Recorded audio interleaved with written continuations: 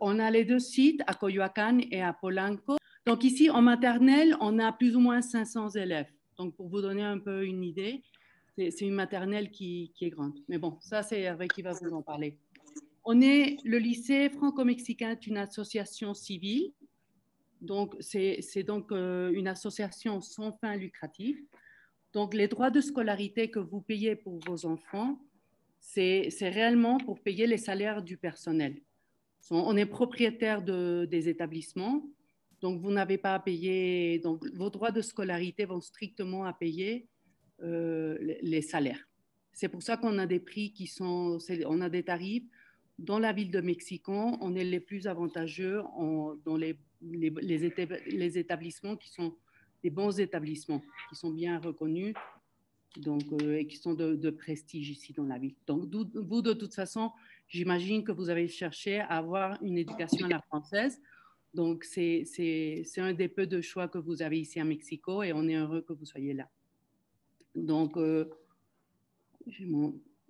on a l'autre point qui est important, c'est qu'on a un statut de donataria. Ici, en Mexique, ça veut dire, vu qu'on reçoit des dons, on a toujours reçu des dons de familles, de gens de la communauté, ça nous permet d'être donataria.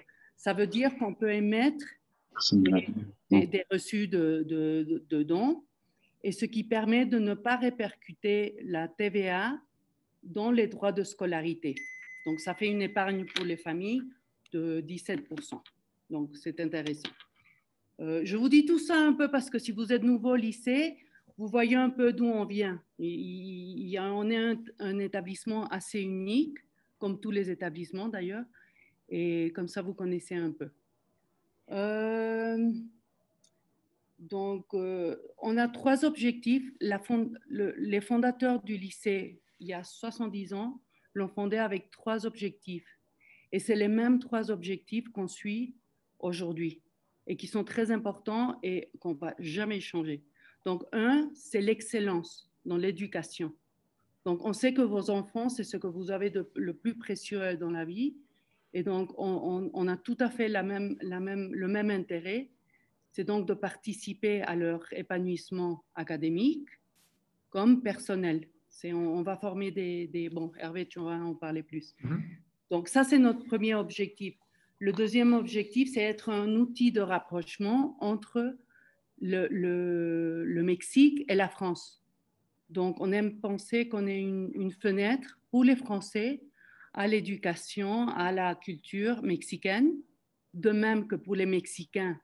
Et on a quand même plusieurs nationalités au lycée à l'éducation française et la culture française. Et c'est ce qui fait l'intérêt un peu c'est ce qui nous rend un peu c'est la richesse du lycée. Enfin, on a des élèves qui viennent un peu de partout. On a aussi des enfants qui viennent de tous les milieux économiques. On a des familles, on a peut-être un quart de nos élèves, plus ou moins, qui reçoivent une bourse, soit du gouvernement mexicain, du gouvernement français, ou de nous-mêmes. Donc, on a un peu de tout, on a une grande variété et c'est ce qui fait la richesse du lycée. Donc, le troisième objectif, c'est de dispenser une éducation à la française. Donc, on suit les programmes français parce qu'on fait partie de l'agence. L'agence, c'est l'AFE, c'est l'agence de l'enseignement du français à l'étranger. Donc, on doit suivre certains programmes. L'avantage, c'est que si vos enfants sont chez nous là en septembre et que vous décidez partir en janvier à San Francisco, à n'importe où il y a un établissement de l'agence, votre enfant sort d'ici le vendredi, il rentre le lundi dans notre établissement et il va suivre exactement le même programme. Donc, c'est pour ça qu'on a en fait, on a beaucoup de Mexicains, beaucoup de Français, beaucoup de Franco-Mexicains, mais on a aussi chaque fois plus d'Américains, de Canadiens, d'Espagnols, d'Italiens. On n'a pas tellement d'Allemands parce qu'on a l'école allemande ici. Donc, eux, ils vont plutôt à l'allemand. Mais bon. Donc, l'agence, l'AFE, je ne sais pas si vous connaissez tous un peu, mais je tiens juste à expliquer très peu. Mais l'agence a trois types d'établissements. Un, c'est les établissements à gestion directe, donc qui sont gérés par le gouvernement français directement. Puis deux, on a les établissements qui sont homologués, donc qui suivent les programmes français. Et dans la troisième catégorie, qui est plus ou moins le 35%, on a les établissements qui sont conventionnés. Donc, pour être conventionné, il faut être homologué et conventionné. Et c'est les établissements qui reçoivent donc des directeurs et des professeurs de la part du gouvernement français. Dans notre cas, on a changé, on est conventionné, donc on est homologué. Et il y a quelques années, on a changé notre convention. Donc maintenant, on reçoit les directeurs, donc Monsieur Hervé Jardonnet qui est là. On a des formateurs aussi qui sont dans nos murs. Et les professeurs, la différence, c'est que les professeurs sont ici dans nos murs en contrat local. Et je vois parmi nous qu'il y en a un. Donc, ça fait plaisir. Oui, j'ai vu une tête que je connais. Enfin, donc, l'avantage, bon, on a donc tous nos professeurs sont en contrat local. On a, et ça c'est très unique à notre établissement, en Amérique latine, on est les seuls à avoir un centre de formation qui va très bien, qui marche. Bon, Hervé, tu peux me détromper, mais on donne une formation aux nouveaux professeurs. Donc, on a toutes les années des stagiaires. On a plus ou moins, là en ce moment, je pense qu'on a 10, donc qui sont formés chez nous et puis qui démarrent en tant qu'enseignants chez nous. Puis on donne aussi une formation continue aux professeurs qui sont déjà chez nous, tant au premier degré comme au deuxième degré.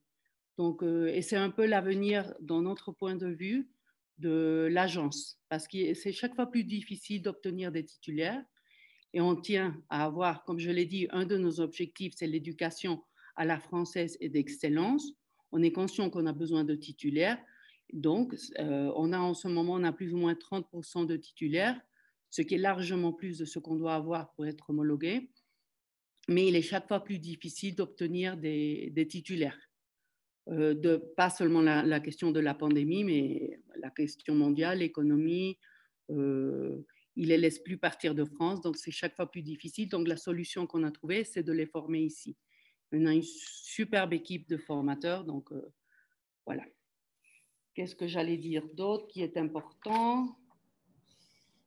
Donc, on est une association civile, donc c'est important de comprendre que les décisions administratives se font dans les conseils d'administration. Il y a un conseil de directeurs, toutes les décisions sont prises là. Évidemment, il y a les décisions de pédagogie qui sont dans les conseils d'école, les conseils d'établissement, mais on n'est pas une coopérative de parents. En tant que parent, si vous voulez participer et être entendu, en général, c'est à travers l'association des parents, et les parents ont une représentation dans les conseils d'école et les conseils d'établissement.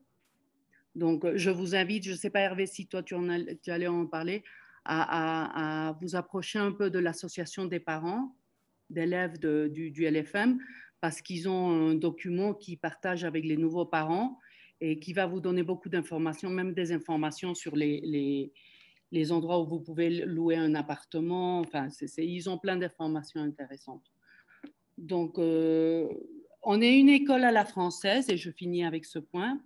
On est une école à la française, avec l'éducation française. On est ici à l'intérieur et on se sent pas en France parce qu'on a toutes sortes de nationalités ici, mais je vous disais, c'est la richesse de l'établissement. Mais on est une association civile mexicaine, ce qui fait qu'on doit suivre les lois mexicaines. C'est très important parce qu'on a souvent des courriels qui nous réclament un peu. Je vous donne un petit exemple, sans entrer dans les détails, de comment ça se fait que le lycée ne veut pas ouvrir maintenant alors que les écoles en France sont ouvertes. Nous, ici, en ce moment, on est en virtuel complètement à 100%. Et la réponse est facile, c'est qu'on n'a pas le droit de le faire. Et si on le fait, c'est le jour qu'on le fait, à la minute, on va voir une révision et on va nous fermer. Et si on nous ferme, là, c'est même les classes virtuelles qui sont fermées. Donc, c'est d'une complexité parce qu'on doit suivre les règles mexicaines on doit être conforme aux exigences de l'agence. Donc, on doit faire plaisir à deux mondes qui sont très différents parfois. On réussit à le faire, c'est difficile, mais on le fait. Et le résultat, c'est qu'on a une communauté qui bon, ça c'est pour moi, on est une communauté très solide. C'est difficile en ces temps de classe virtuelle, on ne se voit pas, mais on est là. Et ça me fait plaisir de vous voir là. Et j'espère qu'en septembre, je ne suis pas très religieuse, mais on va prier qu'on nous permette de revenir en présentiel. Et bon, c'est tout. Si vous avez des questions quant aux questions administratives et tout ça, est-ce qu'il y a un chat ici? Je vais juste mettre sur le chat, Hervé, le courriel de l'administration générale et le mien. D'accord. Et l'APE, tu peux mettre aussi, si tu veux, les coordonnées de l'APE, si tu les as. Les Oui. coordonnées de l'APE, comme Oui. ça, les parents peuvent prendre contact. D'accord. Donc, je laisse les courriers. Oui. Si je pars, c'est parce qu'on a une autre réunion, mais je vais rester. On ne m'a pas dit qu'on a l'autre réunion, donc je reste tout pendant ce temps. D'accord. Merci beaucoup, Michel. Donc, je vais prendre le relais. Donc, puisqu'on parle des modalités de rentrée et des modalités actuelles d'enseignement, je voulais juste vous préciser que nous, on se prépare à une reprise, virtuelle, hybride et en présentiel. On a les trois, on se prépare aux trois scénarios possibles. Hein, donc, comme on ne sait pas ce que l'avenir nous réserve, en tout cas pour septembre, on est prêt pour une rentrée en présentiel, puisque ça, on le fait depuis 70 ans ici au lycée, donc on est plus que rodé. On est prêt à une reprise qui serait, comme actuellement, complètement virtuelle, même si ce n'est pas ce qu'on souhaite. Et on est en train de se préparer à une reprise en mode hybride, c'est-à-dire à moitié en présentiel et à moitié en distanciel. C'est certainement ce qui risque d'arriver, à l'image de ce qui s'est passé dans différents établissements français de la zone. Et donc, il faut s'y préparer avec peut-être les enfants qui viendraient 2 jours par semaine en présentiel dans leur classe en petits groupes. Et le reste du temps, on assurerait l'enseignement à distance. D'accord? Donc, voilà ce qui risque d'arriver, a priori, quand on prendra, et on est en train de se préparer à ça. D'accord? On ne peut pas vous donner plus d'informations pour le moment, puisqu'on ne connaît pas les contraintes qui sont imposées par le gouvernement, à savoir, par exemple, pas plus de 8 élèves par classe, pas plus de 12 élèves par classe, pas plus de 2 heures en présentiel à l'école, pas plus de 4 heures, pas plus de 100 élèves en maternelle à la fois. Vous voyez, on peut avoir des contraintes très différentes qui vont faire que l'organisation va changer. Hein. Donc voilà, mais ça, on vous tiendra au courant. La difficulté, c'est qu'on s'attend, si on reprend en septembre, on s'attend à n'avoir ces informations que pendant l'été, parce qu'ils les donneront au dernier moment. Donc, on ne pourra pas vous informer au mois de juin de la rentrée de septembre si on n'a pas ces informations-là. D'accord ? Mais on sera réactif dès qu'on aura des informations et qu'on connaîtra le modèle, les modalités de reprise, on vous informera aussitôt. Voilà, donc ça pour l'instant, on ne peut pas dire, je ne peux pas vous donner davantage d'informations puisqu'on n'en a pas. Hein. Voilà, alors je vais vous faire une petite présentation que j'espère assez rapide mais complète de la maternelle. Hein. Alors, attendez, je vais partager l'écran. Donc, voilà. Voilà, donc j'espère que tout le monde voit l'écran. Oui, c'est bon. Donc voilà, alors, donc le système éducatif français, je fais un petit rappel. Donc nous avons donc les 15 ans d'enseignement au lycée, hein, dans le système français jusqu'au baccalauréat. La maternelle dure 3 ans, comme dans le système mexicain. L'élémentaire, c'est 5 ans d'enseignement en élémentaire. Hein, donc, les enfants rentrent à l'âge de 6 ans et ils en sortent à l'âge de 11 ans. Donc, l'enseignement en élémentaire dure 5 ans, alors que dans le système mexicain, c'est 1 an de plus. Au collège, c'est 4 ans d'enseignement. Les enfants rentrent à l'âge de 11 ans en général. Et donc, par contre, dans le système mexicain, c'est 3 ans. Hein. Et ce qu'on appelle le lycée, donc la préparatoria, dure 3 ans, comme ici au Mexique. Bon, ça c'était juste un petit comparatif. Alors, si on regarde l'organisation de l'école primaire, donc l'école primaire, il y a ces deux parties, l'école maternelle et l'école élémentaire. Donc l'école maternelle dure 3 ans, comme je vous disais tout à l'heure, et c'est ce qu'on appelle le cycle 1. Nous travaillons par cycle dans le système français. Donc on a 4 cycles, le cycle 1 en maternelle, les cycles 2 et 3 en élémentaire, avec en cycle 3 le début de la 6e, et nous avons le cycle 4 au collège. Alors, pourquoi on travaille en cycle? Eh bien, parce que tous les objectifs pédagogiques que les enfants doivent atteindre, ils doivent les atteindre en fin de cycle. C'est-à-dire que tous les objectifs que je vais vous présenter ensuite, les objectifs que les enfants doivent atteindre en arts plastiques, en mathématiques, en espagnol, en français, dans toutes les matières, ce sont les objectifs qui sont définis pour la fin de la grande section. D'accord? Et ça, ce qui est important, c'est de bien comprendre ça, que surtout en maternelle, on a des différences d'âge importantes, puisqu'on va scolariser des enfants à l'âge de 3 ans, mais on a des enfants qui vont presque avoir 4 ans et d'autres qui viennent juste d'avoir 3 ans. Donc on a une différence de presque 1 an en maternelle, entre les enfants qui sont scolarisés le 1er janvier et les enfants qui sont scolarisés jusqu'au 31 décembre. Donc, finalement, en maternelle, il faut prendre le temps, c'est important, de laisser le temps aux enfants de s'approprier les compétences. Et donc, ça peut durer, pour certains, plus d'1 an, d'autres moins longtemps. C'est pour ça qu'on fixe les objectifs en fin de cycle. C'est la même chose en cycle 2. On dit qu'on apprend à lire au CP, mais il y a des enfants qui vont prendre plus de temps, qui vont apprendre à lire en 1 an et demi, par exemple. L'important, c'est qu'ils atteignent les objectifs qui sont fixés par le gouvernement français, donc l'éducation nationale, en fin de cycle. Donc en fin de CE2 pour le cycle 2.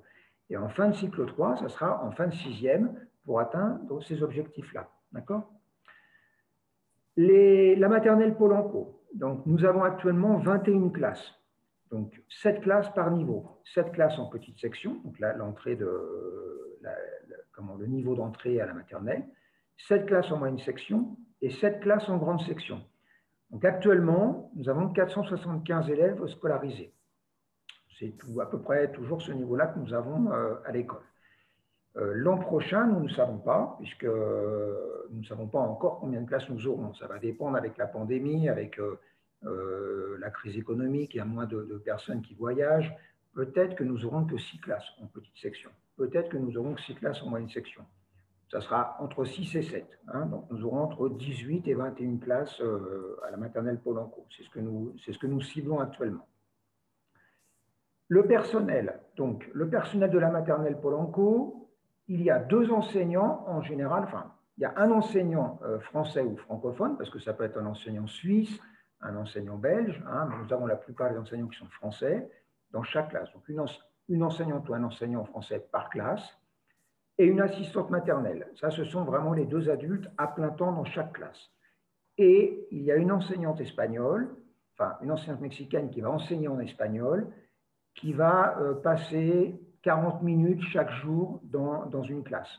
Puisque nous avons, on reviendra dessus tout à l'heure, nous avons 21 heures d'enseignement en français par semaine sur les 24 heures et 3 heures d'enseignement en espagnol. Donc cet enseignant en espagnol, elle va travailler dans 6 à 7 classes différentes. D'accord? On reviendra tout à l'heure, j'en parlerai quand je parlerai de l'enseignement espagnol.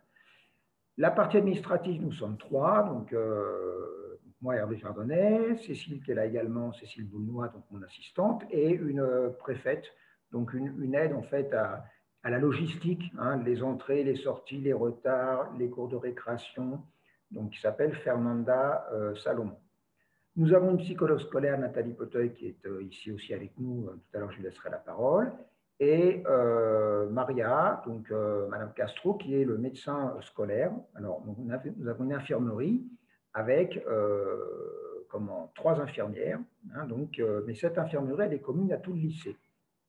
Voilà, donc Nathalie, veux-tu que je te laisse la parole pour présenter un petit peu ce qu'on appelle le GAED, donc le groupe d'aide aux élèves à besoins éducatifs particuliers. Je te laisse la parole. Oui, bien sûr. Oui. Bon, bonsoir. Alors, bienvenue. Il y a certains parents que je connais déjà. C'est pas négatif. Donc, voilà. Donc, on est un groupe qui s'appelle le GAED. On est sur Polanco, le site de Polanco, on est 4 psychologues, c'est-à-dire qu'en maternelle, une autre en élémentaire, une autre au collège et une autre au lycée. On travaille en équipe, les 4 psychologues. Et donc, nous, les psychologues scolaires, nous intervenons auprès des élèves qui présentent des situations émotionnelles difficiles parfois et qui ne se sentent pas très bien.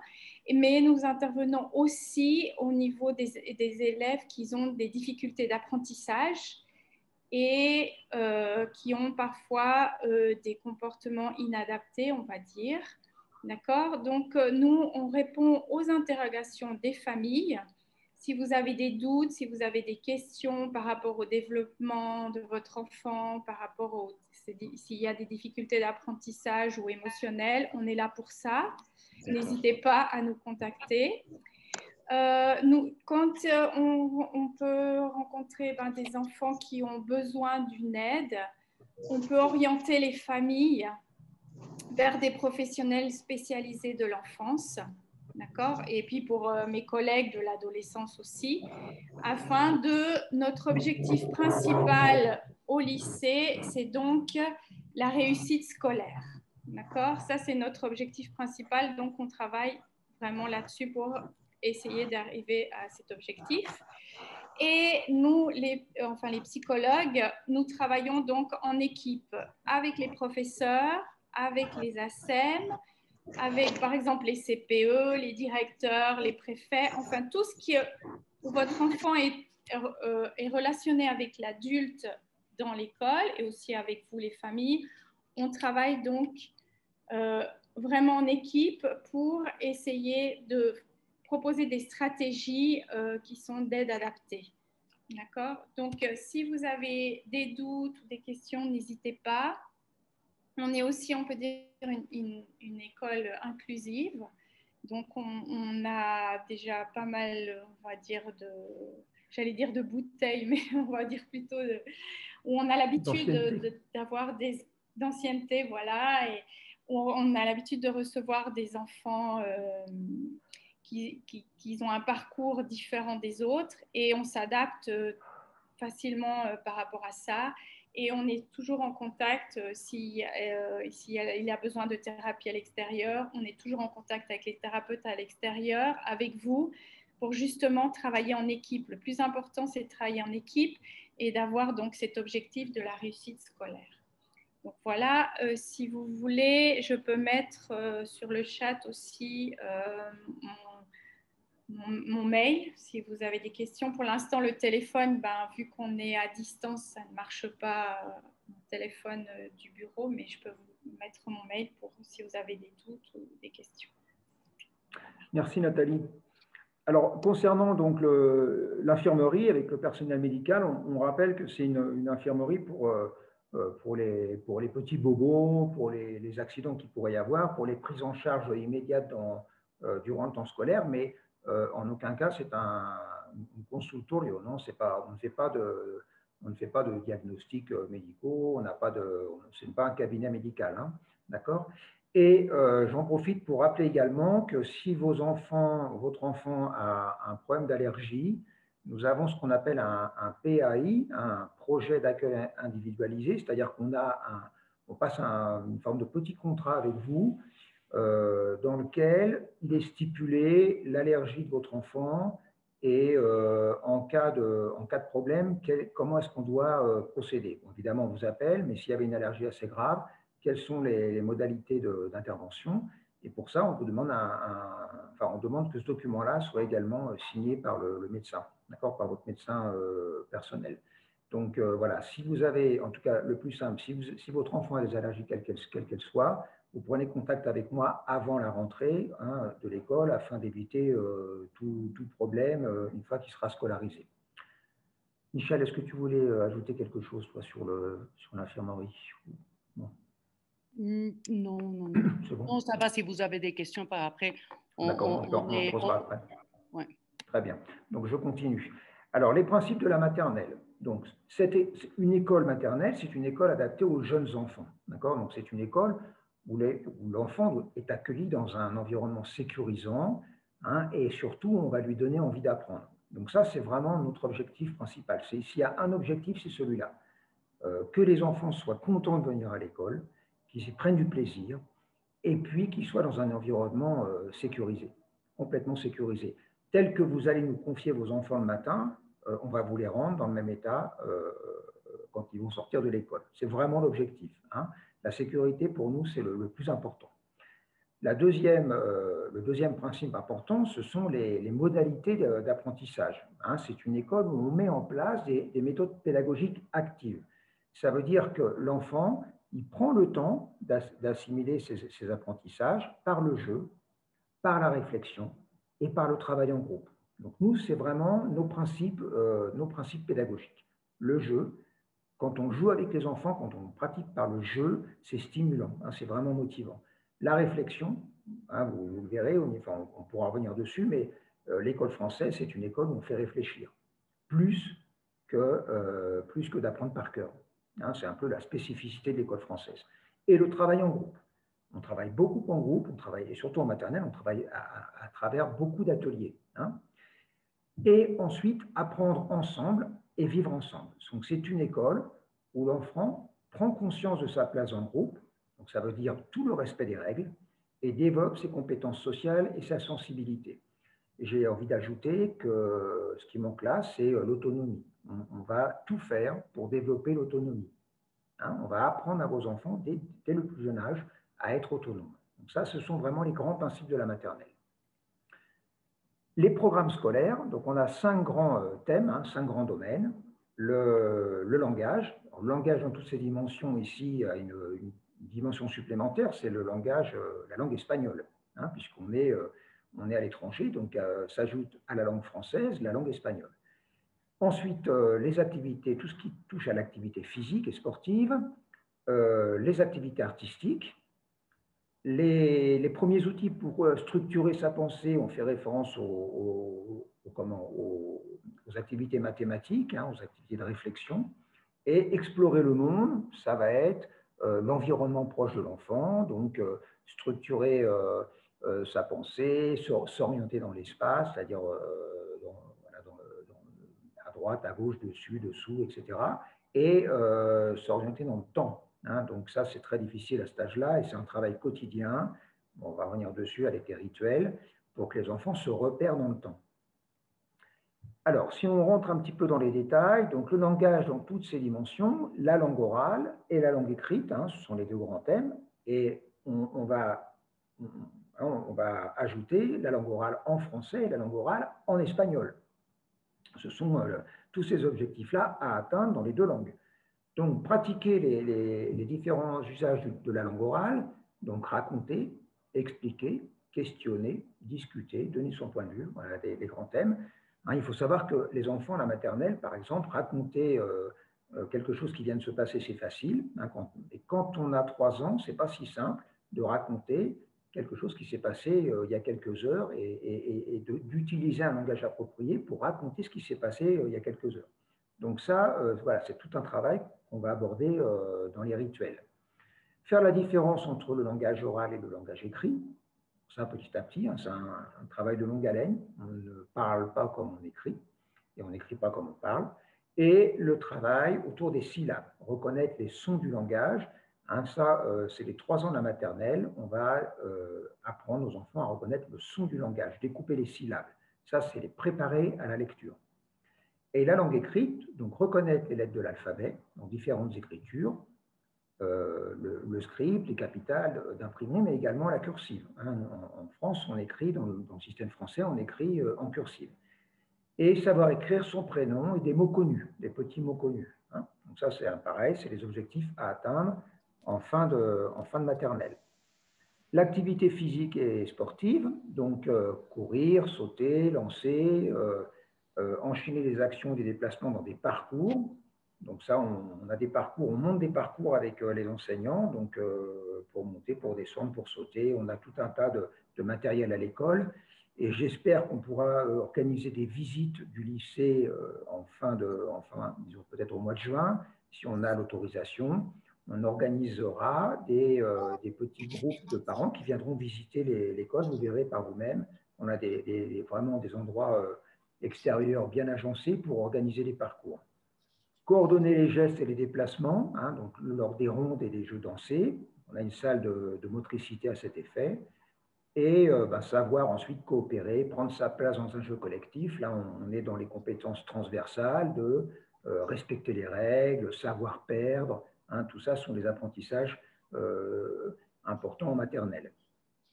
Alors, pour être tout à fait complet, quand on est en présentiel, on a 40 minutes à peu près de sport tous les jours. Les enfants font du sport tous les jours. Hein, et on les emmène enfin, il y a également l'apprentissage à la natation, donc on les emmène à une petite piscine qui est en face du lycée, et donc les déplacements se font en autobus, hein, des petits autocars, mais ils ont un apprentissage aussi à la natation à raison d'une fois par semaine pendant 3 mois. Et cet apprentissage à la natation continue donc de la petite section de maternelle jusqu'à la 6e, ou 6e ou 5e. Hein, donc c'est un apprentissage de longue haleine. Hein. Les activités artistiques, donc on distingue les arts visuels, donc tout ce qui touche au dessin, à la réalisation graphique. Vous avez ici les objectifs. Et la musique. Donc la musique donc à travers des chansons, des comptines ou des instruments musicaux. Alors, il faut savoir qu'en petite section de maternelle, d'une manière générale à l'école maternelle, mais en petite section particulièrement, on travaille beaucoup à travers les chansons et les comptines, car les enfants apprennent rapidement à travers des mélodies, hein, ils retiennent facilement les chansons, ça à cet âge-là, et pour nous, c'est un principe très important pour retenir les sons, apprendre du vocabulaire et développer des syntaxes. Hein. Donc, rapidement, les enfants qui ne parlent pas français vont vite chanter en français. Hein, on reviendra dessus tout à l'heure. Donc, l'aspect mathématique et scientifique, donc, la découverte des nombres. Là encore, ce sont des objectifs à atteindre en fin de grande section. Donc, on a 3 ans pour que les enfants atteignent ces objectifs-là.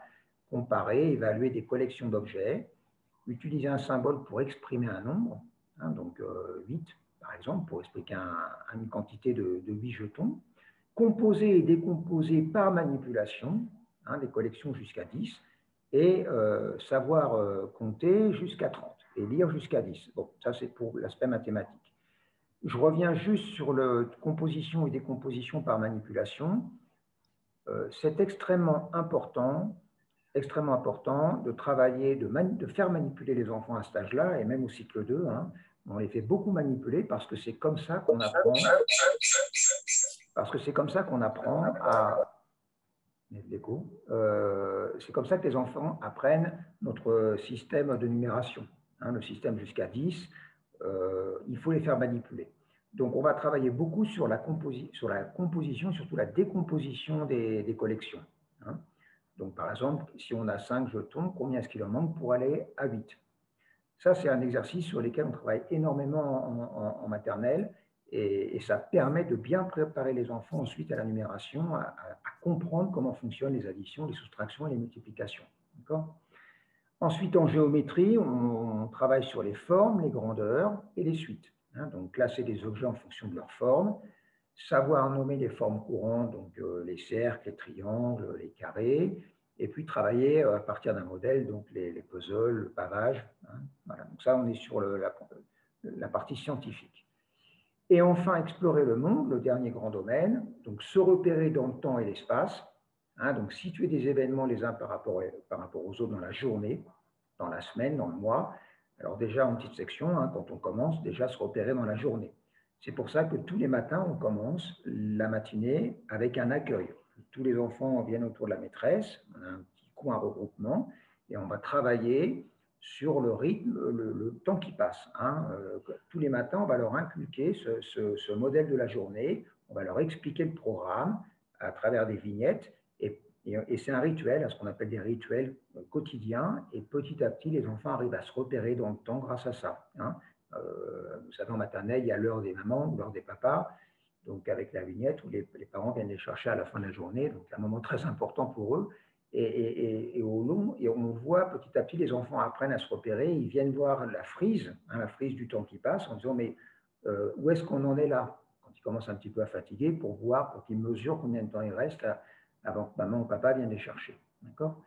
Donc, on a également voilà, donc tous les termes, hein, pendant, avant, après, etc.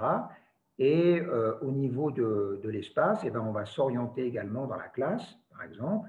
Il y a les coins de jeu, les coins de travail, les ateliers, se repérer dans l'école, avec les espaces de l'école. Tout ça, ça leur permet d'apprendre à s'orienter. Explorer le monde du vivant, des objets et de la matière. Donc, on travaille avec le thème des animaux, qui marche toujours très bien, les plantes, et puis les différentes parties du corps humain. Il faut que les enfants apprennent à nommer les différentes parties du corps humain. Et puis les constructions, donc les plans, les objets numériques, voilà. Donc tout ça, c'est la partie d'exploration du monde. Alors, à ces programmes généraux s'ajoutent les programmes de 2019 qui étaient un complément il y a 2 ans de ces programmes-là. Suite à des évaluations nationales, on s'est rendu compte que les enfants avaient un vocabulaire trop pauvre quand ils rentraient au CP. Donc, on nous a demandé de donner priorité au vocabulaire. Pour nous, ça veut dire vocabulaire en français et en espagnol. Donc, on a mis l'accent sur l'apprentissage du vocabulaire. Renforcer l'apprentissage des mathématiques, en fait, ce que je disais tout à l'heure, c'est utiliser beaucoup les manipulations d'objets pour faire comprendre comment fonctionne notre système numérique. Et puis, je rappelle que l'assiduité des élèves à l'école maternelle est obligatoire. L'école maternelle, aujourd'hui, depuis 2019, est obligatoire. On n'est pas une garderie, nous sommes une école. Donc, il faut venir à l'école tous les jours, sauf si vous êtes malade, enfin, sauf si l'enfant est malade, mais sinon, il doit être présent. Et on a donné de l'importance dans notre système scolaire à l'assistante maternelle, qui n'est pas juste une aide pour la logistique, mais qui fait partie de l'équipe. Et qui plus est ici à l'école française, l'assistante maternelle, elles sont toutes mexicaines, elles parlent très peu le français, donc elles vont s'adresser aux enfants en espagnol. Ce qui est important au niveau, ce qui rassure les enfants, donc au niveau émotionnel, ça les rassure, surtout en petite section quand ils ne comprennent pas du tout le français. Et surtout, on peut s'appuyer sur elles pour garder notre principe, une personne, une langue. L'enseignante française va parler essentiellement en français. Alors, pour les quelques premières semaines, elle peut s'adresser en espagnol, elle peut traduire, mais elle peut aussi s'appuyer sur l'assistante pour qu'elle parle espagnol et que l'enseignante garde la langue française. D'accord? Les programmes en espagnol. Alors, le programme en espagnol, en fait, c'est le programme français. On suit le programme français, mais on a une adaptation dans la langue espagnole. Alors, il est important, et ça c'est valable de la petite section maternelle jusqu'à la terminale, il y a de l'enseignement en espagnol tout au long de la scolarité, à raison de 3 heures par semaine pour les élèves. Donc, il y a un programme en maternelle, on va beaucoup travailler sur la langue espagnole, la structuration, la syntaxe, le vocabulaire. À l'école élémentaire, on va commencer à aborder les notions de géographie, d'histoire, d'éducation civique. Et puis au collège et au lycée, on va travailler davantage sur la littérature, on va continuer à travailler sur l'écriture en espagnol, savoir écrire correctement, mais on va aussi aborder des livres. Il est important que nos élèves, dont la plupart vivent ici au Mexique, connaissent la culture de leur pays et puissent connaître l'histoire de leur pays, la littérature. Donc tout ça, c'est abordé à raison de 3 heures par semaine. En maternelle, on a 2 types d'enseignement en espagnol. 1h30, donc on va dire 2 fois 40 minutes. Donc par exemple, le lundi et le jeudi, l'enseignante est toute seule dans la classe et elle va parler en espagnol tout le temps. Ce qui est important aussi pour les petits francophones ou les petits anglophones qui ne parlent pas la langue espagnole. Donc là, ils vont avoir un apprentissage en espagnol, de l'espagnol en espagnol. Et 1h30 d'enseignement en doublette, où les 2 enseignants sont ensemble dans la classe. Donc les enseignants vont préparer des activités dans les 2 langues. Par exemple, elles peuvent travailler sur un album. On a les albums en français et en espagnol. Chacune a l'album, donc l'enseignante française a l'album en français et l'enseignante en espagnol a cet album en espagnol. Et on va travailler en même temps sur un travail commun dans les 2 langues. Ce qui permet par exemple, d'aller stimuler un enfant qui ne parle pas très bien le français. Il comprend ce qu'on lui demande puisqu'on est en espagnol aussi. mais on va lui demander de répondre en français, voyez, et vice-versa pour un enfant qui ne parlerait pas beaucoup l'espagnol, et on va essayer de le stimuler pour qu'il comprenne, pour qu'il puisse répondre en espagnol. Donc là, les enseignantes, quand on commencera l'école, vous expliqueront les projets qu'elles mènent en doublette. Hein. Voilà, donc tous ces programmes, les programmes français, dans leur intégralité, vous les retrouvez sur le site du lycée ou sur le site education.gouv.fr, qui est le site institutionnel français où sont tous les programmes de l'éducation nationale. À l'école, nous demandons aux parents de signer un contrat éducatif. Alors, ce contrat éducatif, les parents s'engagent à ce que d'abord l'enfant vienne tous les jours à l'école, hein, ce qu'on disait tout à l'heure, il faut qu'il vienne à l'école tous les jours, on n'est pas une garderie, et il est important que la langue française soit aussi parlée à la maison. Donc aujourd'hui, je parle en français avec vous, donc ça veut dire que tout le monde comprend le français hein, parmi l'auditoire, donc j'imagine que vous parlez français à la maison avec votre enfant. Si ce n'est pas le cas parce que vous êtes dans une famille franco-mexicaine, par exemple, il est important de parler avec votre enfant tous les jours en français, de jouer en français, de lire, de chanter les chansons qui ont été apprises à l'école. Il faut qu'il y ait un suivi entre ce qui se fait à l'école et ce qui se fait à la maison. C'est très important parce que ça donne du sens au projet d'être inscrit dans une école française. Sinon, si on ne pratique jamais le français, ben, les enfants ne comprennent pas ce qu'ils font à l'école. Hein. Donc, cette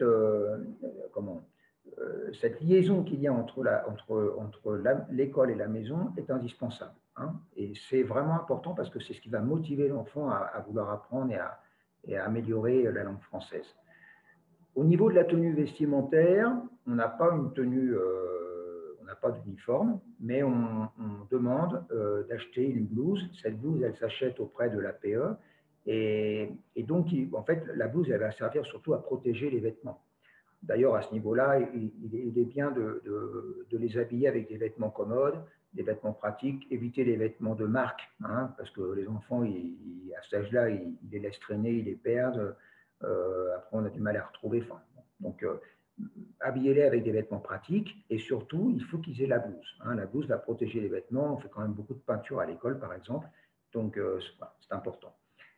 Enfin, un dernier point, un enfant qui n'est pas propre, hein, donc qui a encore des petits problèmes avec les toilettes, eh bien, il faut attendre. On ne va pas scolariser un enfant qui n'est pas propre, d'accord?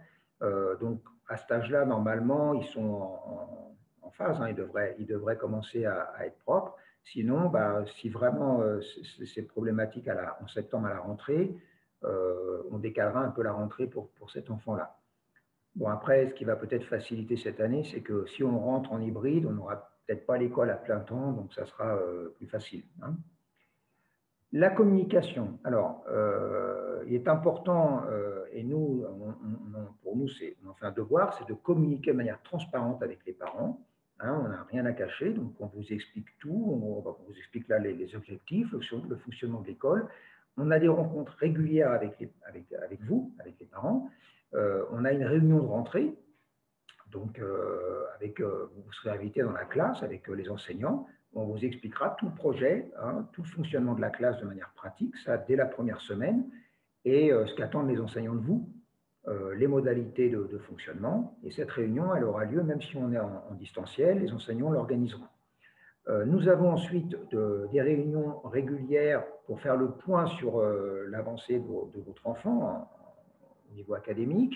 Donc, quand on rend le carnet d'évaluation, on a un carnet d'évaluation qu'on appelle un carnet de suivi, où on note les progrès de votre enfant au fur et à mesure de l'année. Donc, on a des moments formels où on va vous recevoir au moins deux fois dans l'année. On va vous recevoir individuellement et on fera le point sur l'avancée de votre enfant. Vous pouvez également, si vous avez des doutes, vous pouvez demander un rendez-vous à l'enseignant. Donc, ça se fait souvent à travers le courriel. Hein, vous demandez un rendez-vous avec l'enseignant en français ou l'enseignant d'espagnol et pour faire le point. D'accord ? Actuellement, nous sommes dans l'enseignement à distance, donc on envoie tout le travail à travers des Padlet de manière numérique. Donc là, les parents voient hein, sur quoi on travaille, les chansons, les albums qu'on aborde. Mais quand on est en temps de présentiel, c'est vrai que vous voyez moins le travail qui se fait en classe. C'est pour ça que toutes les classes ont un blog. Hein. Elles ont un blog sur lequel les enseignants postent les activités qui sont réalisées en classe. Ça vous permet d'assurer le suivi de ce qui se fait en classe. Les chansons qui vont être apprises, les comptines, le travail qu'on va faire en sport, le travail qu'on va faire en mathématiques, tout est posté et ainsi vous pouvez suivre et renforcer ce qui se fait à l'école. Je pense que l'an prochain, au lieu d'utiliser les blogs, on continuera d'utiliser les Padlet parce que c'est un bon outil qui est très pratique, très lisible et qui peut s'envoyer par mail. Donc je pense, mais ça c'est un projet, hein, je pense que l'an prochain, on continuera d'utiliser les Padlet pour assurer le suivi du travail à la maison.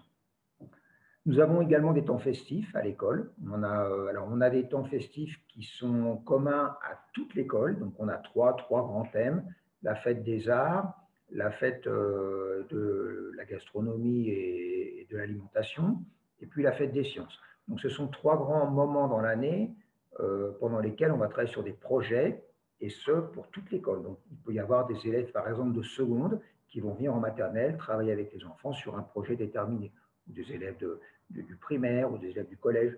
Hein, par exemple, quand c'est dans le cadre de la fête des sciences, les professeurs du secondaire invitent les enfants de la maternelle ou du primaire pour voir. Ils réalisent par exemple le fonctionnement d'un volcan, donc on explique aux enfants, hein, c'est très visuel, et comme ça ils voient comment fonctionne un volcan. Un exemple. Donc il y a beaucoup d'interactions qui se mettent en place durant ces semaines à thème. Et sinon, au niveau de la maternelle, nous avons des préparations de spectacles.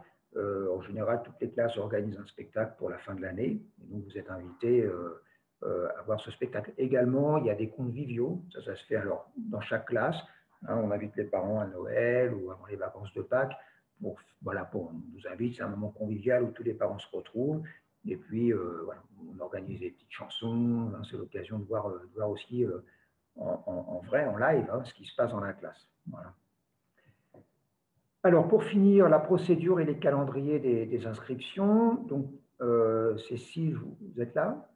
Je ne vois pas parce que je suis en écran partagé. Oui, je suis là. Oui, alors je vous laisse la parole. D'accord, bien sûr. Bon, on va commencer. Bonsoir, chers parents. La plupart d'entre vous, je dirais même tous, ont déjà pris contact avec moi. Pour les inscriptions, donc, les parents qui ont reçu l'avis positif de la comité d'admission ont tous reçu un mail. Et sur ce mail, vous trouverez un lien informatique. C'est très, très important que vous cliquiez dessus, car comme le mentionnait M. Jardonnet, vous allez trouver le contrat de service éducatif. Donc, ce contrat, c'est fondamental qu'il soit bien lu et bien rempli. Donc, faites très, très attention aux informations qui apparaissent dessus, car au moment de cliquer sur imprimer, vous ne pourrez pas retourner en arrière et vous ne pourrez pas modifier les informations en cas d'erreur. D'accord? Donc, faites très attention à ça. Et une fois que vous l'aurez rempli, donc en ce moment, comme on est un peu en modalité distancielle, donc en retrait, dans un premier temps, je vous suggère de l'envoyer scanner à ma collègue Yvonne Oseguera, d'accord, qui généralement, je la mets en copie des emails, pour qu'elle puisse valider votre contrat et vous faire parvenir les informations bancaires pour réaliser les paiements à distance. Une fois que ce contrat sera validé, vous avez donc deux modalités pour les paiements. Celle que je viens de vous expliquer à distance, donc c'est Yvonne Oseguera qui vous enverra toutes les informations nécessaires, ou vous pouvez également vous présenter à la caisse du lycée. Donc, je vous rappelle juste l'horaire. Donc, la semaine prochaine, ça va être bien entendu fermé, mais à partir de la deuxième semaine d'avril, c'est ouvert de 9h à 1h, si j'ai bonne mémoire. Donc, vous pouvez vous présenter. Vous devez avoir en main votre contrat et vous réaliserez vos paiements. Quand vous avez réalisé vos paiements, la caisse vous donne automatiquement donc un reçu. Et sur ce reçu apparaît le numéro de matricule de votre enfant. D'accord? Ce numéro, il est très important parce que ça va être le numéro attribué à votre enfant durant toute son année scolaire. Enfin, toute sa scolarité plus que l'année scolaire. Donc, à chaque fois que vous devrez réaliser un paiement ou n'importe quelle manœuvre administrative, il sera très important de nous partager ce numéro pour que nous sachions de qui il s'agit. Et donc voilà, donc une fois que votre contrat est remis, que votre paiement sont réalisés, une fois que la matricule de votre enfant est générée, votre enfant fera donc officiellement partie de nos listes d'élèves.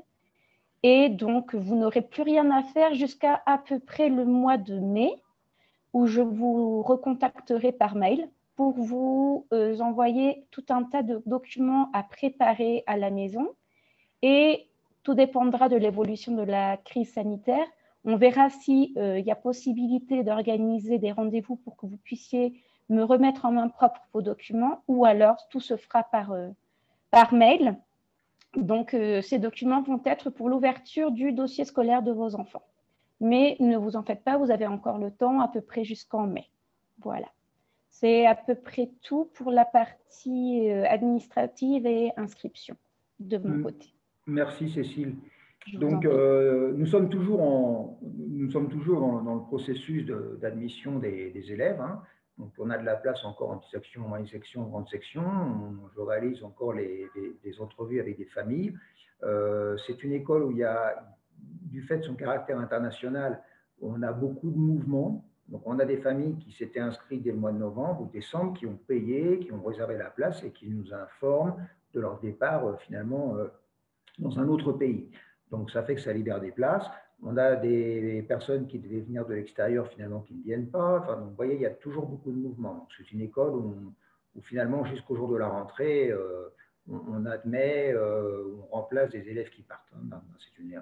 C'est un mouvement perpétuel et même en cours d'année. Hein, vous verrez, au cours de l'année, il y a toujours un élève qui vient, qui arrive de l'étranger ou qui arrive d'un autre établissement français.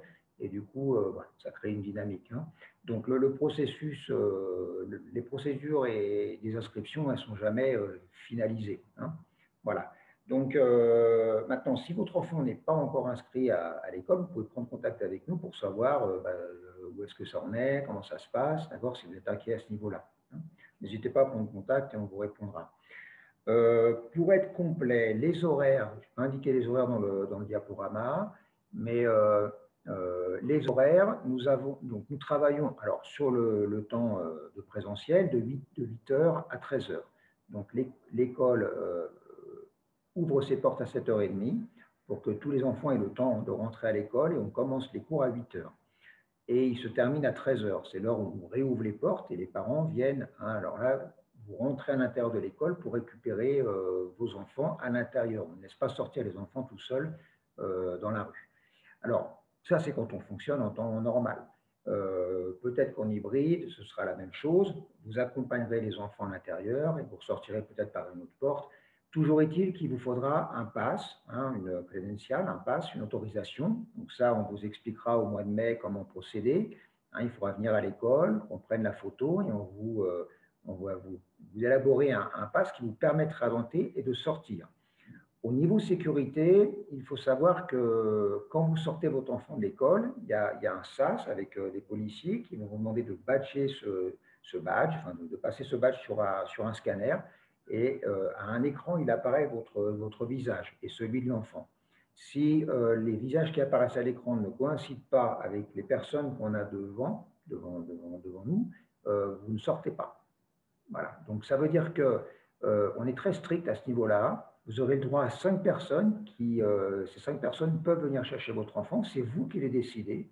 Hein, c'est vous qui autorisez ces personnes à venir les chercher. Ça peut être le papa, la maman, la grand-mère, la personne qui s'occupe de l'enfant à la maison, un chauffeur. C'est vous qui décidez.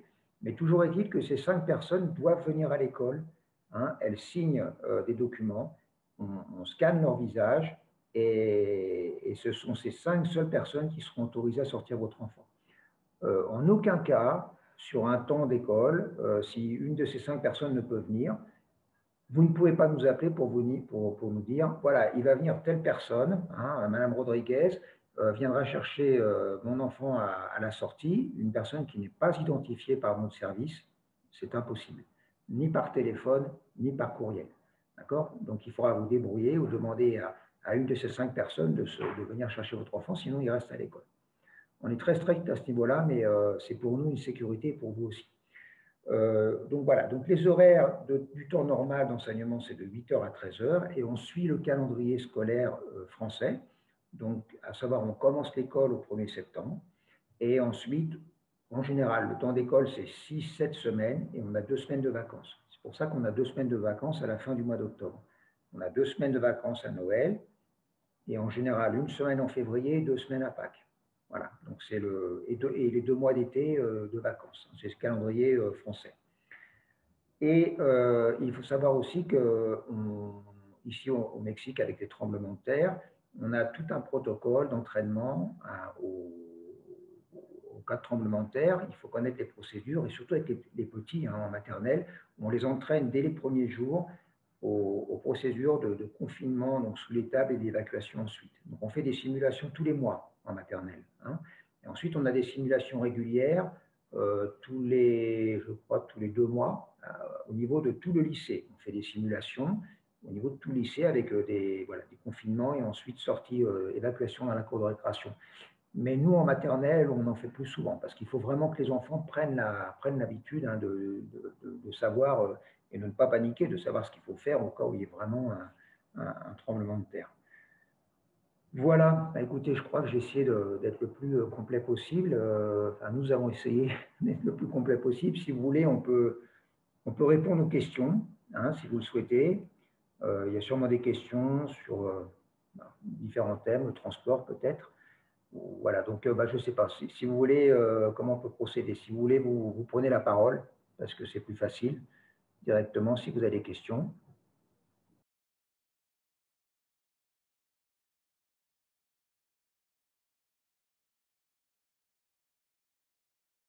Jardonnay. Oui, bonjour. Alors, je me présente à tous, bonjour. Mon nom est Nicolas Caïens, ma femme Cécilia Maimo, et notre fils qui vous rejoindra, qui s'appelle Milo, qui est né le 17 janvier 2018. Donc, ma première petite question pour vous, je dirais, c'est, je crois que vous avez été très clair sur le point, Monsieur Jardonnay, c'est qu'en fait, né en 2018, ces petites sections, peu importe la date de naissance, c'est ça? Oui, en fait, dans le système français, on scolarise du 1er janvier au 31 décembre de l'année civile, en fait. Voilà, donc on scolarise dans l'année des 3 ans, en fait. Parce qu'il y a des enfants qui, quand ils commencent au mois de septembre, comme votre enfant, il a déjà eu 3 ans. Mais il y a des enfants qui n'ont pas encore 3 ans, puisqu'ils auront 3 ans en septembre, octobre, novembre, voire jusqu'au 31 décembre. Donc, effectivement, dans le système français, ça marche par année, année complète. Donc, votre enfant va se retrouver plutôt parmi les plus âgés de sa classe d'âge. D'accord. Effectivement. On a eu, je vous précise, alors il a aujourd'hui 3 ans et 4 mois. Sa maman est très grande, son père pas aussi grand. Donc, il fait presque 1 mètre. Je pense qu'il fera 1m10 à peu près au moment où il arrivera à l'école. Donc, on a toujours eu ce problème, en fait, où les parents le voyaient un petit peu comme plus âgé qu'il ne l'était réellement. Il y a une grosse différence de taille. Ça nous concerne un petit peu. Donc, c'est toujours, je dirais que ce n'est pas trop une question, mais c'est une interrogation. C'est comment ça se passe quand un enfant est un peu différent des autres. Alors, en termes de taille, maintenant, il a encore... il a le cerveau d'un garçon de 3 ans et 4 ans. Il ne faut pas vous inquiéter à ce niveau-là. Les enfants, il y a des enfants, surtout dans notre établissement, on a des enfants qui viennent de différentes cultures, on a des enfants qui viennent de différents environnements, et les enfants, ils vont se conformer à tout. C'est vrai que votre enfant, il va certainement être plus grand que les autres, mais ce n'est pas grave. Les enfants, ils ne voient pas la différence comme ça. À cet âge-là, nous, adultes, on voit les différences, mais les enfants, ils ne les voient pas tant que ça, les différences. Moi, j'ai toujours l'exemple, quand j'étais enseignant, on a des enfants qui ont différentes couleurs de peau aussi, dans les classes. Et il y avait des enfants qui ne se rendaient pas compte des différences de couleur de peau à l'âge de 3 ans. Pour eux, ce n'était pas quelque chose qui était criant. C'est pour donner un exemple, il ne faut pas vous inquiéter à ce niveau-là. Après, au niveau de maturité, ce qu'il faudra voir, parce que c'est là où il peut y avoir parfois des petites différences, parce que votre enfant, il aura 3 ans et 8 mois quand il va commencer l'école. Il y en a d'autres qui n'auront toujours pas 3 ans. En petite section, on note une maturité, une grande différence de maturité. Donc ça, les enseignants en ont conscience. Donc c'est pour ça qu'on travaille beaucoup en atelier dans les classes. Hein. On travaille beaucoup en atelier pour s'adapter à la maturité et au développement de chaque enfant. D'accord ? Donc, par exemple, des enfants qui vont se retrouver avec certaines difficultés, je sais pas moi, dans la langue espagnole, on va plutôt faire un groupe, on va essayer de travailler à des moments donnés avec ce groupe d'enfants pour justement rencontrent tous cette petite difficulté pour se mettre à leur niveau et les aider du mieux qu'on peut. Hein, parce que si un enfant, par exemple, parle très bien en espagnol dans ce groupe-là et qu'on pose des questions, il va toujours être en train de répondre et finalement, les autres ne répondent jamais en espagnol puisqu'il y a quelqu'un qui parle beaucoup mieux que lui. C'est pour ça qu'on on travaille en atelier et on change les ateliers en fonction des niveaux des enfants. D'accord ? Donc, c'est des ateliers qui bougent, qui changent tout le temps. Maintenant, la taille, je ne pense pas que ce soit un problème. Bon. On verra au moment opportun, mais franchement, je ne pense pas. Et si je peux me permettre une dernière petite question, plutôt sans doute pour mademoiselle Péteuil, c'était sur à quoi vous attendez-vous au moment de la prochaine rentrée? Au moment de la prochaine Au moment de la prochaine rentrée, si elle peut se faire en présentiel ou du moins en partie en présentiel, quel est le changement auquel vous vous attendez pour des enfants qui n'ont pas été scolarisés, peut-être moins en contact que, on va dire, que les enfants de l'année dernière, etc. Ils n'ont pas eu beaucoup de relations sociales, puisque finalement, il y a beaucoup d'enfants qui ne sont pas allés dans des garderies. Donc, c'est ce que vous voulez dire, non ? Il y a moins qui n'ont plus l'habitude des interactions, par exemple. Voilà, et je dirais, et le second volet de cette question, c'est comment est-ce que vous nous conseillerez d'ici d'aujourd'hui à peut-être cette rentrée de septembre, peut-être de les préparer pour ceux qui ont eu peut-être moins d'interactions avec d'autres enfants. Ce n'est pas le cas de Milo, parce qu'on a trouvé une solution, mais je crois que ça serait intéressant pour nous de savoir sur quoi on devrait peut-être se concentrer entre aujourd'hui et la rentrée scolaire. Quels sont les points importants pour vous au moment de cette rentrée scolaire? Je pense que les points importants que vous pouvez travailler, ce serait par rapport à la routine. C'est très important que les enfants ils aient une routine à cet âge-là.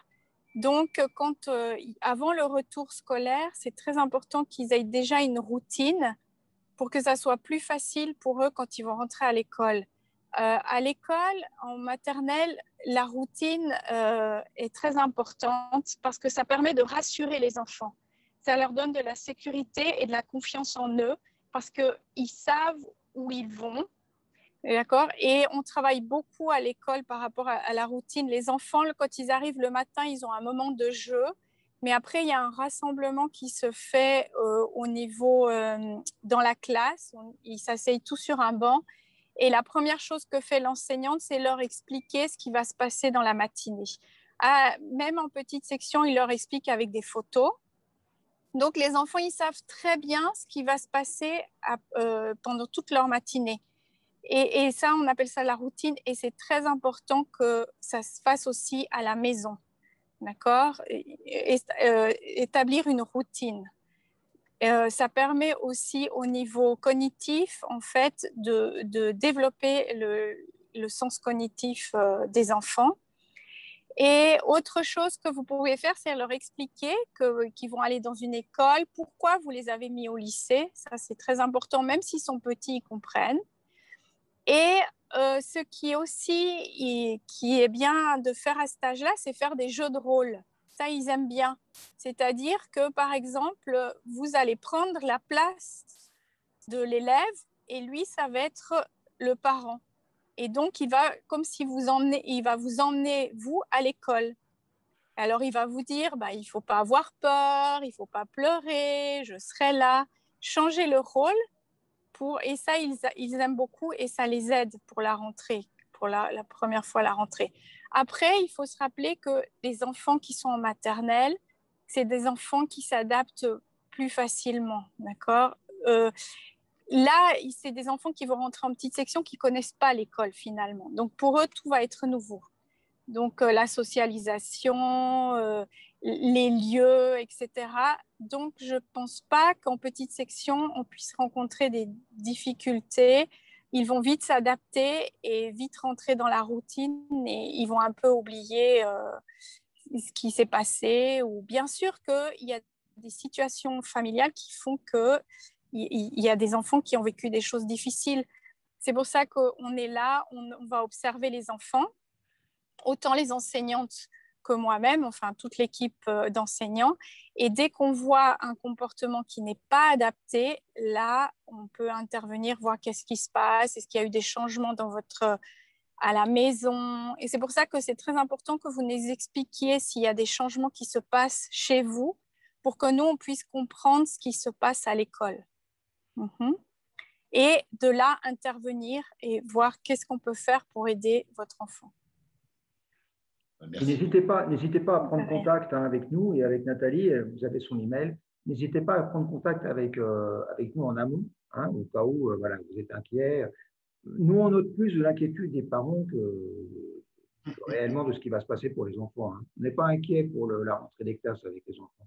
Les enfants, ils s'adaptent rapidement. Au bout de 2 jours, ils ont déjà oublié ce qui a pu se passer ce temps très long à la maison. Ils vont être rapidement. Moi, je pense qu'ils vont être très contents de retrouver d'autres enfants, d'avoir une vie sociale, de pouvoir jouer, de pouvoir courir, de pouvoir faire des activités avec d'autres élèves.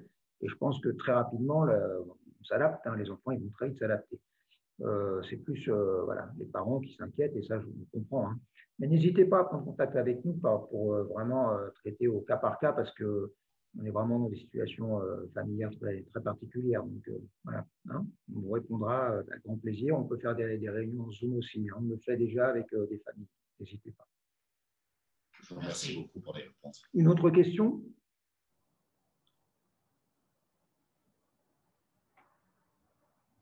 Non? Quelle tranquillité de nouveaux parents. C'est bien. Ou alors, on a été très complet. On n'a pas parlé du transport. On rappelle qu'on a, qu'on a un système de transport scolaire qui est optionnel. On n'est pas obligé d'y adhérer. Mais sachez qu'il y a on a, je crois, une vingtaine de routes dans tout Mexico. Et donc, avec des horaires. Alors, si je ne me trompe pas, Michel, c'est l'APE qui, au niveau des routes, qui organise ça? Non. C'est les parents qui le voient directement avec la compagnie de transport. Il y a plus d'une. Et en fait, c'est obligatoire au Mexique d'avoir un transport pour les élèves, pour les camions. Mais ce qu'on fait ici, c'est qu'il y a un document qu'on va vous donner au début d'année qui donne certaines raisons pour lesquelles vous n'êtes pas obligé d'inscrire votre enfant dans le transport. Et par exemple, si vous habitez à une certaine distance du lycée, si l'enfant va venir au lycée avec un copain qui habite près du lycée, enfin, il y a toujours une façon de contourner un peu la règle. Et heureusement, parce qu'on a quand même 3000 élèves et on habite Polanco qui est très compliqué pour la circulation. Donc, si on avait tous ces camions, tous ces élèves qui venaient en camion, on aurait de sérieux problèmes. Déjà, on avait calculé une fois, ça nous prendrait 1 heure pour descendre du premier enfant jusqu'au dernier enfant, ça prendrait 1 heure. La logistique serait vraiment impossible. Donc, vous avez le choix d'envoyer votre enfant en transport ou alors de l'amener si vous habitez tout près, si vous avez, enfin, c'est une fois que vous êtes ici, vous pouvez toujours consulter avec l'APE, avec l'association des parents, selon où vous habitez, ou vous demandez à Cécile ou à Hervé, je veux dire, si vous savez déjà où vous allez habiter, si vous n'habitez pas déjà au Mexique, on peut vous donner un peu de conseils, parce que c'est vrai que ce n'est pas une ville qui est facile. C'est une superbe ville, mais elle n'est pas facile, il faut connaître. Au niveau du transport. Donc, on a aussi on organise également une descente rapide.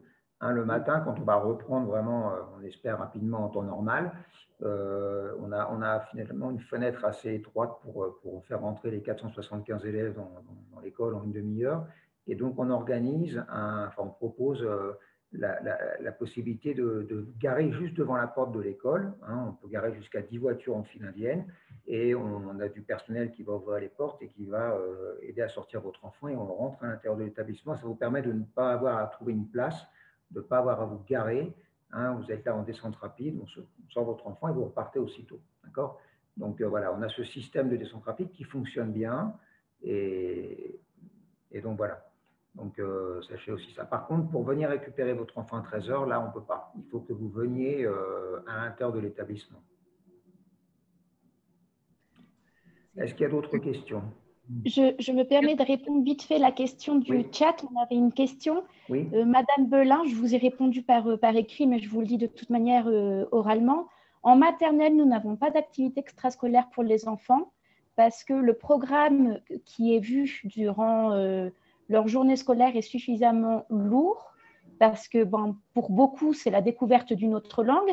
Pour d'autres, c'est l'approfondissement de leur langue maternelle. Donc, c'est déjà très fatigant pour les petits. Donc, pas d'activité extrascolaire. Elle débute à partir de la primaire. Voilà. Merci Cécile. À ce niveau-là, d'ailleurs, ce qui débute également au niveau du CP, c'est l'enseignement de l'anglais. On n'a pas eu de questions, mais on n'en a pas parlé. Mais nous, vraiment, en maternelle, pendant ces 3 années maternelles, on se focalise sur l'apprentissage du français et de l'espagnol. Donc, notre objectif, c'est que les enfants, ils sortent de la maternelle bilingue. Donc, si vous êtes une famille franco-mexicaine, c'est parfait parce que j'espère parler français et l'espagnol à la maison.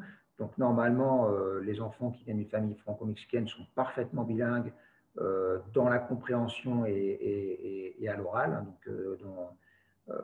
quand ils verbalisent. Donc, c'est plus pour les familles purement hispanophones pour qui c'est un petit peu plus difficile, l'apprentissage du français. Mais normalement, en 3 ans, on y arrive. On arrive à faire que les enfants comprennent parfaitement le français et le parlent relativement bien. Donc, nous, vraiment, notre mission, c'est l'apprentissage des 2 langues, franco-espagnol.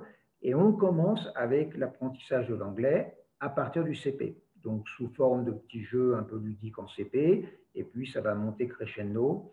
On a vraiment un enseignement traditionnel d'une langue étrangère, en l'occurrence l'anglais. Mais moi, franchement, de ce que je vois ici au lycée franco-mexicain, les enfants ont un très, très bon niveau d'anglais.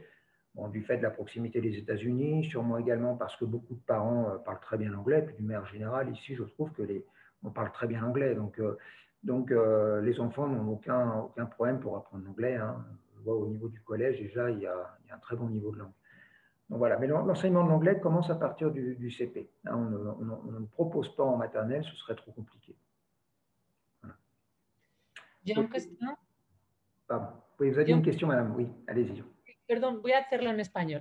Sí. No me expreso tan bien en francés. Solo quería preguntar, porque me han comentado otras madres que sí hacen siesta en el colegio, en maternal, en petite session. ¿Sí qué? Duermen siesta. Donc la sieste. Oui, on propose en petite section. Alors, c'est un peu à la carte. On propose en petite section un temps calme, un temps de repos en fin de matinée. Donc, de 8 h à 13 h, c'est la matinée, en temps normal. C'est vrai que les enfants en petite section, et on disait tout à l'heure, il y a des enfants qui ont, voilà, donc les enfants de monsieur qui est plutôt plus âgé, mais on a des enfants plus jeunes et qui fatiguent. Alors surtout avec l'apprentissage d'une langue étrangère. À cet âge-là, ils ne comprennent pas forcément tous bien le français, ça demande de la concentration. C'est vrai qu'on les sollicite, on ne va pas le cacher, on les sollicite, les enfants sont très sollicités, puis on les occupe bien.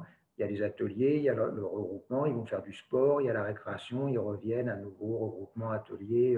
Le rythme est quand même relativement intense. Et les enfants, en fin de matinée, il y en a beaucoup qui sont fatigués. Donc, on propose un temps calme, il y a des tapis, on vous demandera avec les draps, un petit oreiller, le doudou. Et ceux qui veulent dormir, ils peuvent s'allonger et dormir. Donc, on va dire que c'est après la 2e récréation, donc de midi 10 à 13 h. Il y a ce temps de repos. La plupart, au début de l'année, la plupart des enfants dorment. En fin d'année, beaucoup moins. Et pour les enfants qui n'ont pas sommeil, ça arrive, les enfants qui n'ont pas sommeil ce jour-là, on les regroupe des enfants de différentes classes et on fait des activités avec eux. Voilà, donc c'est à la carte. Mais il y a ce temps calme pour les petits. Après, en moyenne section, non. Ça arrive qu'il y ait un enfant qui dorme, mais on n'a plus ce temps vraiment complètement organisé. Voilà. Merci. D'autres questions?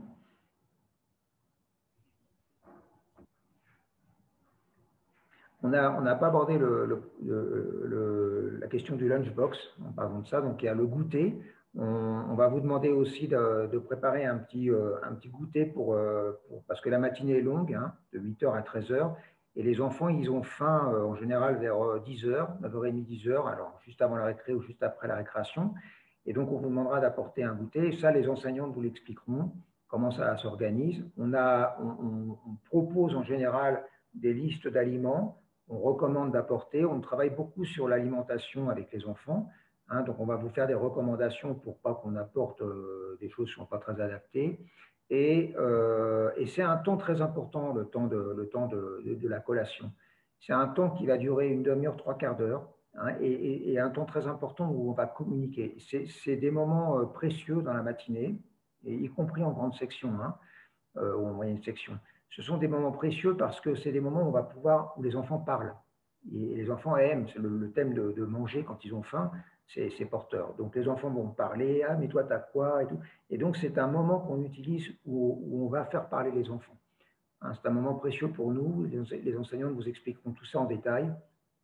Et on peut faire aussi venir des parents, hein, pour justement aborder le thème de la nutrition, de l'alimentation équilibrée. Et en maternelle, on travaille beaucoup à travers les recettes aussi. Donc voilà, donc, il y a ce lunchbox à préparer et à apporter tous les jours. Alors, nous avions un temps où on a des goûters partagés aussi, où il y a un parent qui amène le goûter pour toute la classe et chaque jour, il y a un parent différent qui prépare le goûter. Comme ça vous évite d'avoir un lunchbox tous les matins préparé. Ça peut être une fois par mois. Mais ça dépend des classes. Hein, ça dépend des classes. Chaque classe a son organisation. Nous, on laisse la liberté aux enseignants de s'organiser comme elles veulent. Voilà. D'autres questions? Il y a une question dans le chat. Oui. Bon, c'est massage à base d'huile, à base de plantes, mais mon fils ne veut plus faire de sieste. Oui, mais c'est pas Aïe, grave. aïe, aïe. Pobre. De toute façon, la sieste reste à la carte. Hein. On n'oblige pas les enfants à dormir.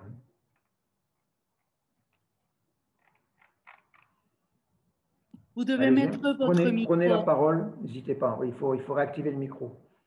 Voilà. Perdón, voy a hablar en español como Elena. Sí, sin problema. Lo que pasa es que mi hijo hace un año que no quiere tomar siestas. No sé, lo he intentado de mil maneras y no quiere tomar siesta. Entonces yo pienso que en dado caso que sean presenciales, creo que va a ser un problema eso. No, porque como decía, la siesta nosotros está a la carta. Los niños que no quieren dormir no duermen. Organizamos actividades con ellos. Oh, no perfecto. Problemas. Hay otros iguales. Il y a des enfants qui arrêtent de prendre des siestes pendant la journée très tôt. Oh, merci. Pas très sympathique pour les parents, mais voilà, c'est comme ça. Notre objectif, c'est de s'adapter au rythme des enfants. Comme je disais en préambule de cette réunion, on essaie de suivre le rythme des enfants. Donc, il faut s'adapter. Il y a des enfants qui sont plus âgés, d'autres plus jeunes. Donc, on s'adapte au rythme des enfants, les enfants qui ne veulent pas dormir. Et puis, il y a des enfants qui ont l'habitude de dormir et d'autres qui vont dormir plus ou moins. Ça dépend des jours. Donc, peut-être que votre enfant, un jour, sera fatigué, il va dormir. Mais peut-être que les 3 autres, non. Il sera plus motivé pour faire les activités. Donc, voilà, ne vous inquiétez pas avec ça. On n'oblige pas les enfants à dormir. Merci. D'autres questions? También en español. Sí. Muchas gracias. ¿Tienen semana de adaptación o de inmediato entran al horario completo? Non, pour les petites sections, mais je pense, bon, là, comme on ne sait pas comment va se passer la rentrée, puisqu'on risque d'être en hybride, je pense qu'on va faire une adaptation sur les 3 niveaux, à mon avis.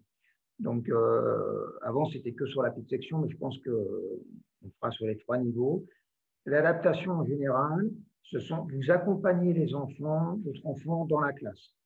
Et les premiers temps, vous restez dans la classe avec votre enfant, au moins pendant une demi-heure, une heure. Voilà, donc vous êtes avec la maîtresse, les enfants s'installent, il y a des petits jeux, on commence des activités, vous êtes là, d'accord? Et petit à petit, quand vous voyez que l'enfant, ça y est, il s'adapte, et bien vous partez et il reste petit à petit que les enfants. Et on fait ça en général pendant une semaine. Pour les petites sections, l'adaptation dure 2 semaines. D'accord? Elle dure 2 semaines. Donc, vous êtes là pendant les premiers temps. Il y a les parents qui restent un peu plus longtemps que d'autres parce que les enfants ont du mal à se séparer. C'est une adaptation qui dure en général 2 semaines pour les petites sections. Et ensuite votre enfant va rentrer tout seul. Vous allez déposer à la porte de l'école, devant l'école, et il va rentrer tout seul. Hein, et ça se fait bien. Il y a toujours des enfants qui pleurent un peu au début, mais après, ça se fait bien. Hein, donc, et alors, par contre, maintenant, avec la rentrée qui nous attend, ça, je ne peux pas vous dire comment on va faire, mais c'est quelque chose qui est très important pour vous et pour nous. Donc, on organisera, vous inquiétez pas, une adaptation. Si on rentre sur un mode hybride, comme je disais tout à l'heure, avec 8 enfants par classe, ça va être facile. Hein, on va pouvoir vous accueillir sans problème dans la classe, il y aura de l'espace. Et voilà, et l'adaptation durera peut-être plus longtemps, peut-être 3 semaines.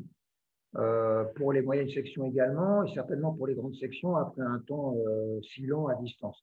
Hein, ça, on en parlera en équipe, on n'a encore rien décidé, mais oui, il y aura une adaptation qui va être progressive et ne vous inquiétez pas à ce niveau-là. Hein.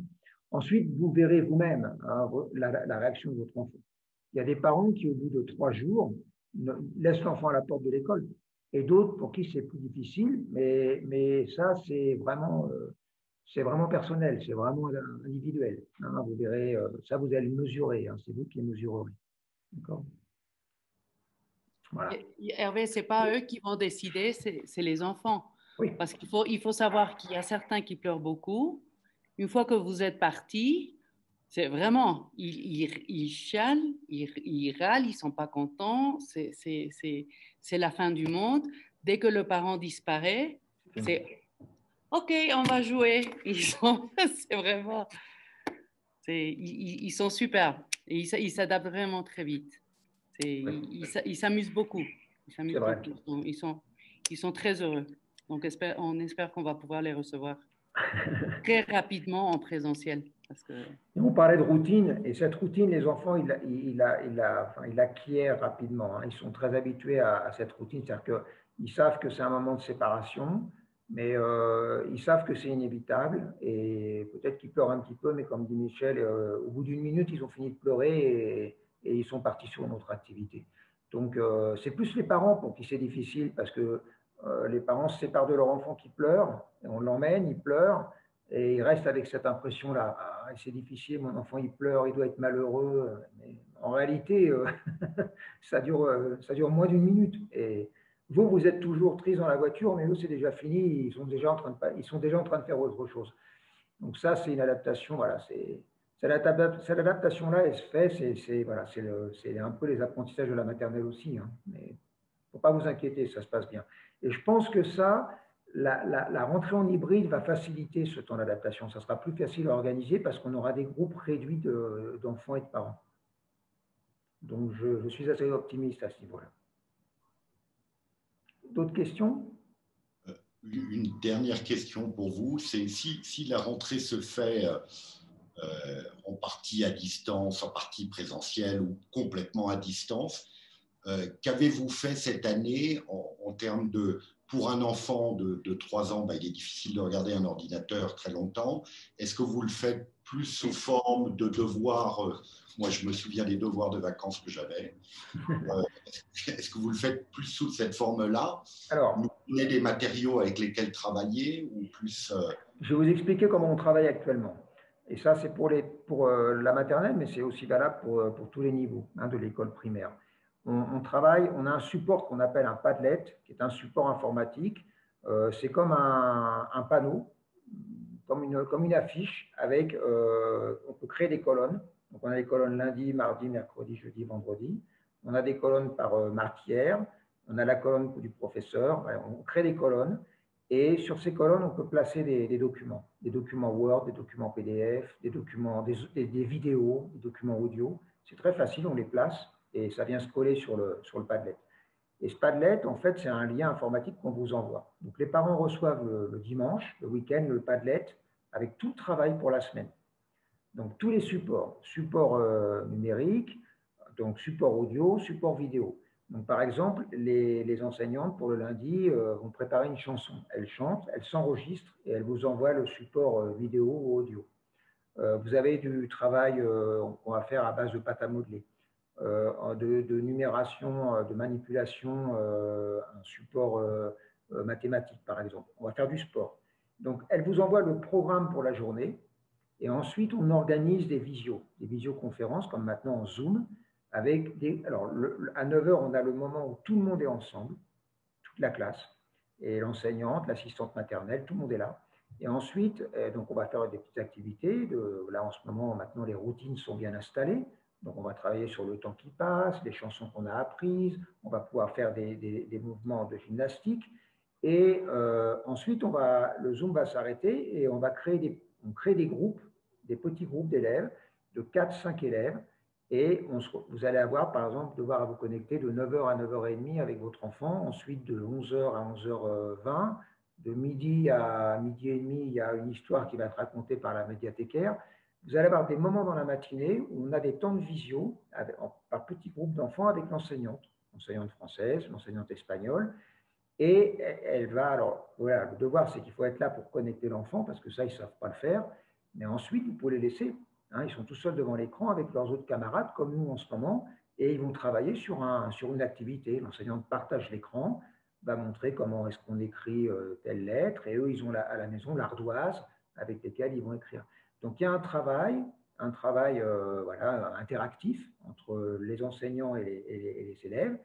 Et ensuite, les activités que vont réaliser votre enfant à la maison, vous pouvez les placer sur le Padlet. Il y a une colonne pour votre enfant, vous allez mettre les activités.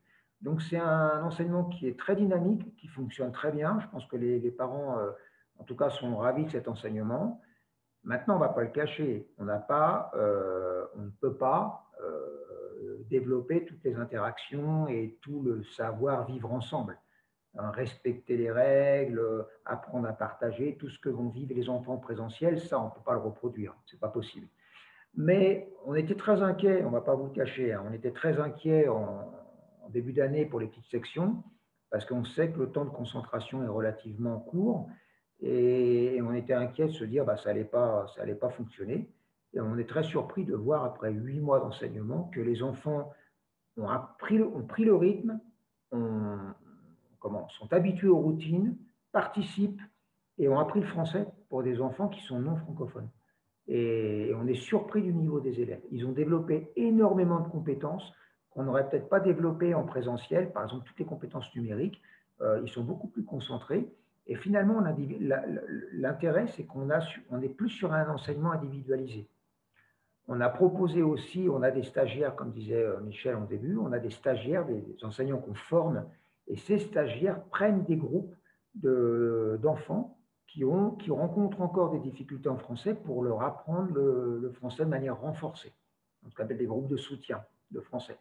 Et voilà, donc on a finalement de 9 h à 13 h une activité pédagogique relativement intense et assez rythmée, et tous les jours. Donc voilà, tous les jours, et ça donne satisfaction. Alors maintenant, on préfère travailler en présentiel. Si on devait repartir sur un enseignement à distance à la rentrée, on a le modèle, on a un modèle qui fonctionne bien.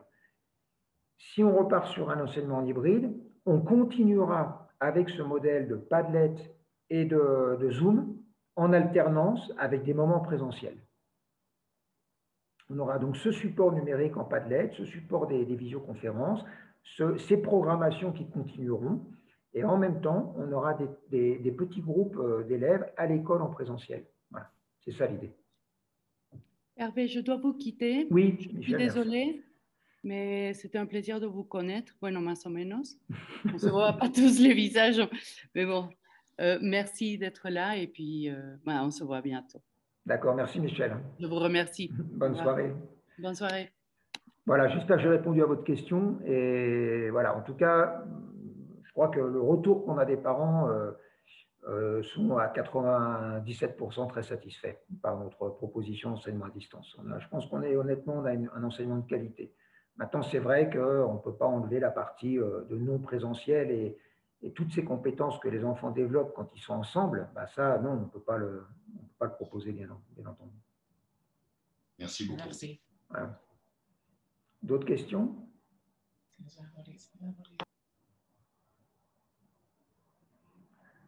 Bon, bah écoutez, ça va faire 1h30, donc je pense qu'on a fait on a essayé en tout cas de vous faire une présentation la plus complète possible.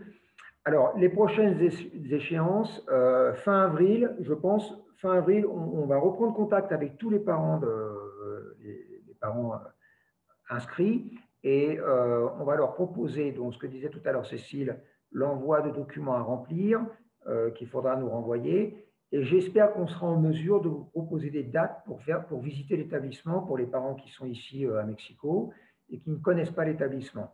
Donc, organiser des petits groupes de visite du lycée, je crois que ce serait important et même, pourquoi pas, venir avec votre enfant, de manière à ce qu'il se familiarise avec l'établissement. Hein. Et donc, ça sera sûrement au mois de mai, au mois de juin, on organisera ces groupes. Et comme je vous disais tout à l'heure, on vous enverra les documents, on va vous envoyer le calendrier scolaire pour l'an prochain, avec les dates de reprise, les dates des vacances. Et ensuite, dès qu'on a des informations plus précises sur les modalités de la rentrée, on vous tient au courant et on vous envoie tout ça. D'accord ? En attendant, n'hésitez pas à prendre contact avec nous si vous avez des questions précises, si vous avez des inquiétudes, si vous voulez nous informer, nous donner des informations sur parce que votre enfant rencontre tel ou tel problème ou vous avez telle inquiétude. Voilà, on répond, on essaie d'être réactifs. Nathalie Peteuil, Cécile et moi, on essaie d'être tous les trois réactifs. Donc, n'hésitez pas, si vous avez des questions, à prendre contact avec nous. Voilà. Je fais juste une petite parenthèse. Le calendrier scolaire est déjà disponible, celui de l'année prochaine est déjà disponible sur la page web. D'accord, c'est vrai, tu as raison. Voilà. Voilà. Et puis surtout, si les parents également ont plus de doutes, la page web, elle est très complète. Je vous invite vraiment à y jeter un œil et lire tout le contenu qui s'y trouve. Merci Cécile, c'est une bonne remarque. Très bien, écoutez, je vous souhaite une bonne soirée et puis des bonnes vacances. Hein. Profitez bien, passez de bonnes vacances de Pâques et puis prenez soin de vous, soyez prudents. Voilà. Merci bien. Au revoir. Au revoir. Au revoir. Bonne soirée. Au revoir. Merci. Au revoir. Au revoir.